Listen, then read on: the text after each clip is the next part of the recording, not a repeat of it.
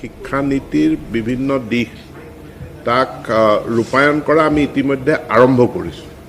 আপোনালোকে যদি মন কৰে যে ইতিমধ্যে আগতীয়াকৈ আমি মহাবিদ্যালয়সমূহক জনাই দিছোঁ যে 2022 আৰু 2023 বৰ্ষৰ ভিতৰত অৰ্থাৎ 2022ত আমাৰ টাৰ্গেট 70% এচিভ কৰা, 2023ত 100%, অৰ্থাৎ আমাৰ মহাবিদ্যালয়ত আৰু একাদশ দ্বাদশ শ্ৰেণী নাথাকে।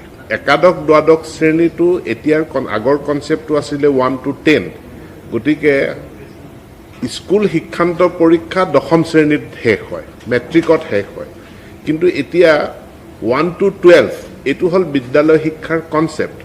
গতিকে বিদ্যালয় শিক্ষাটো আমি মহাবিদ্যালয় শিক্ষাৰ পৰা আমি পৃথক কৰিম আৰু এইটো আমি 22তে কৰিম। গতিকে মাধ্যমিক বিদ্যালয়সমূহ আমি ক্লাছ 1ৰ পৰা 12লৈকে এইটো হ'ল বিদ্যালয় শিক্ষা, 1ৰ পৰা 8লৈকে এইটো হ'ল এলিমেণ্টেৰী, 9, 10, 11, 12 এইটো হ'ল ছেকেণ্ডেৰী অৰ্থাৎ মাধ্যমিক শিক্ষা। গতিকে মাধ্যমিক শিক্ষালৈ 11, 12টো গুচি আহিব, মহাবিদ্যালয়বিলাকত এইটো নাথাকিব।